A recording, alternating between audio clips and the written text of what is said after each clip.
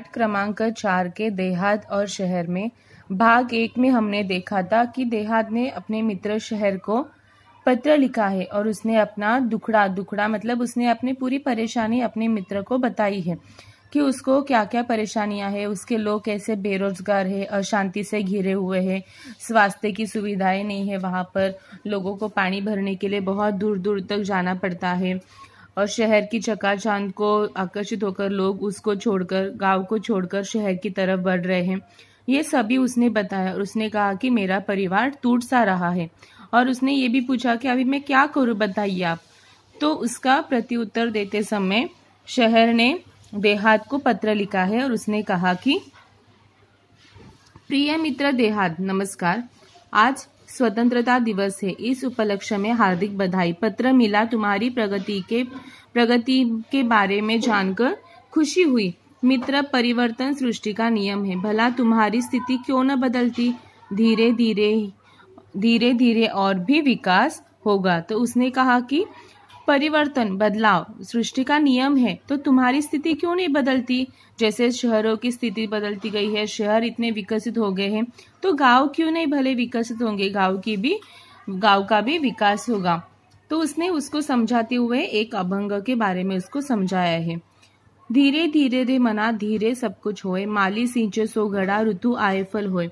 तो उसने कहा कि जैसे माली पौधे को सींचता है, उसको उसकी देखभाल करता है, उसको बड़ा करता है, फिर वो वटवृक्ष होने के बाद उसको वो बड़ा सा वृक्ष बनने के बाद उसको फल आते हैं। मतलब वो माली के वो सभी फल, पौधा लगाने से लेकर फल आने तक की क्रिया धीरे धीरे होती है। तो ये सभी धीरे धीरे उसका विकास होता है। तो माली जैसे अपना घड़ा सींचने के लिए बहुत सारी ऋतु का या फिर फल आने तक की राह देखता है, वैसे ही हमें भी क्या करना है, अपनी प्रगति का विकास भी हमारा धीरे धीरे होगा, इसलिए हमें प्रतीक्षा करनी है। माना कि कुछ परेशानियां हैं, वहां के परिवार तेजी से मेरे यहाँ आ रहे हैं, परंतु यहाँ आकर भी वे कहाँ सुखी है।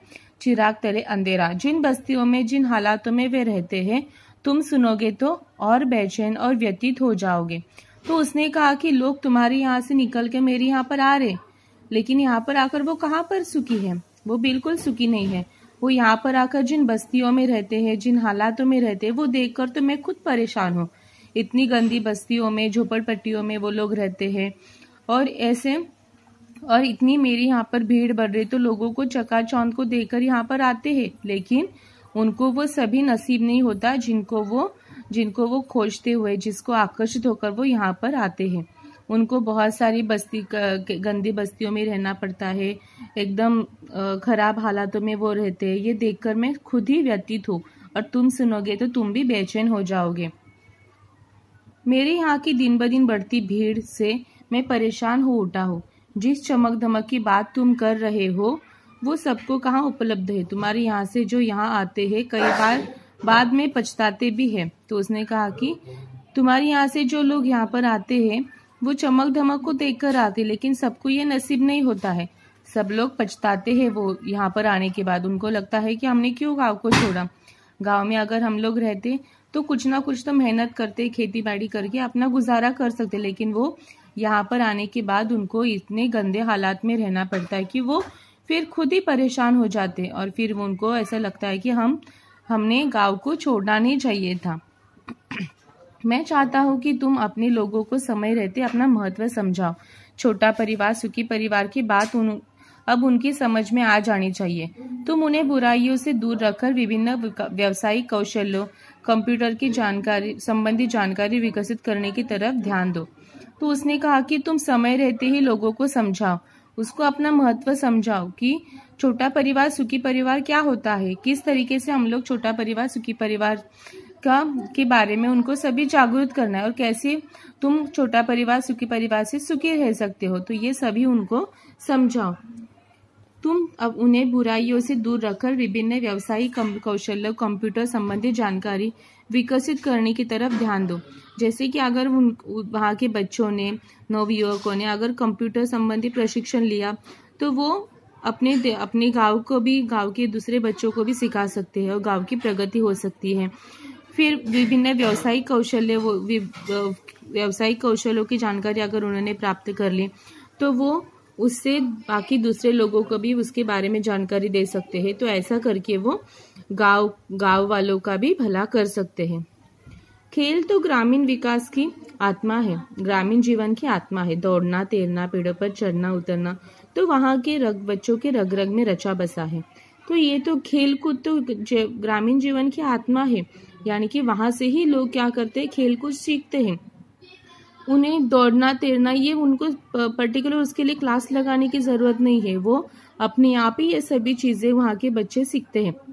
जैसे शहरों में अगर उनको ये सभी सिखाना है तो रेसिंग का, स्विमिंग का, ये सभी क्लास उनको लगाने पड़ते हैं, ट्यूशन्स लगाने पड़ते हैं।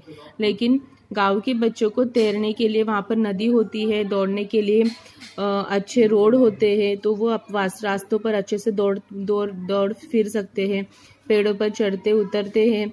तो ये सभी करने के लिए उनको खुला आसमान होता है, वो अच्छे से वो वहाँ पर गांव में सीख सकते हैं। लेकिन शहरों में ये मुमकिन नहीं है। शहरों में इतनी भीड़ है, फिर इतना रास्तों पर इतना ट्रैफिक होता है, गाड़ियां होती है, तो लोग वहाँ पर बच्चों को दौड़ने के लिए वो वहाँ पर उसका सराव या फिर उसका प्रैक्टिस नहीं कर सकते। लेकिन गांव में ऐसा नहीं है, गांव में बच्चे अच्छे से ये सभी कर सकते। आज कितने विख्यात खिलाड़ी गांव से ही आगे बढ़ रहे, उनको प्रोत्साहित करना तुम्हारी नैतिक जिम्मेदारी है। तो उसने कहा कि गांव के बच्चे, अभी कितने सारे हम लोग खिलाड़ी देखेंगे, प्लेयर्स देखेंगे, फेमस प्लेयर्स, वो गांव से ही आगे बढ़ रहे। तो हम उनको प्रोत्साहित करना, गांव के बच्चों को भी आगे गाइडेंस करना, आगे बढ़ाना, ये हमारी खुद की जिम्मेदारी है।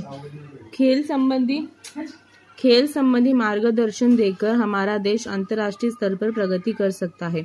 अपने गांव को एक परिवार समझकर उसे विकसित करने का प्रयत्न करना होगा। तुम्हारी और मेरी समस्या का मूल कारण दिनों दिन बढ़ती आबादी, अशिक्षा और गरीबी है। तो उसने समझाया कि तुम्हारी और मेरी दोनों की समस्या का कारण एक ही है, बढ़ती आबादी, अशिक्षा और गरीबी। तुम्हारे यहाँ पर लोगों को जनसंख्या के बारे में पता नहीं, इसलिए वहाँ की आबादी बढ़ रही है, लोग बढ़ रहे, लेकिन मेरे यहाँ पर गांव से लोग शहरों की तरफ आ रहे, इसलिए यहाँ की आबादी बढ़ती जा रही है।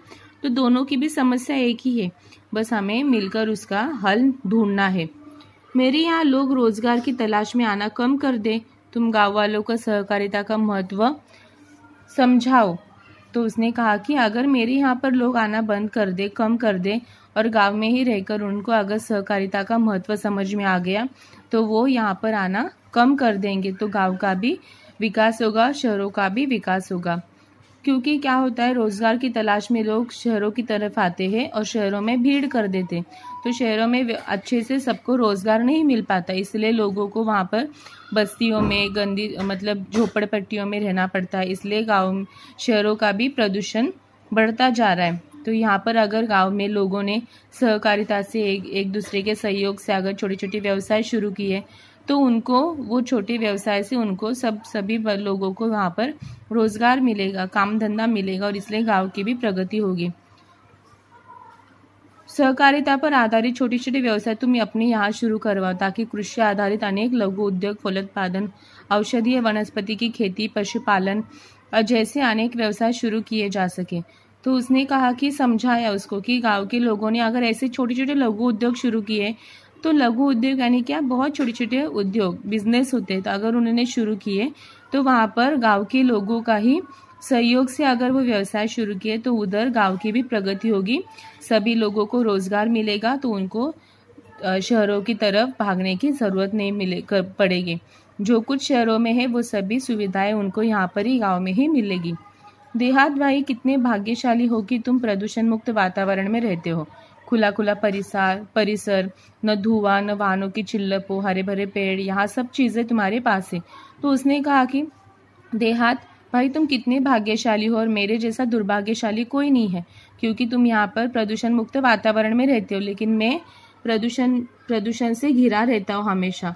खुला खुला परिसर तो मुझे कभी नसीब नहीं होता। तुम्हारे यहाँ पर धुआं नहीं है, फिर वाहनों की शोर नहीं है, हरे भरे पेड़ है तुम्हारे पास, लेकिन मेरे पास ये में से कोई भी चीज़ नहीं है। तुम बहुत ही भाग्यशाली हो, तुम्हारे पास ये सभी चीज़ें हैं।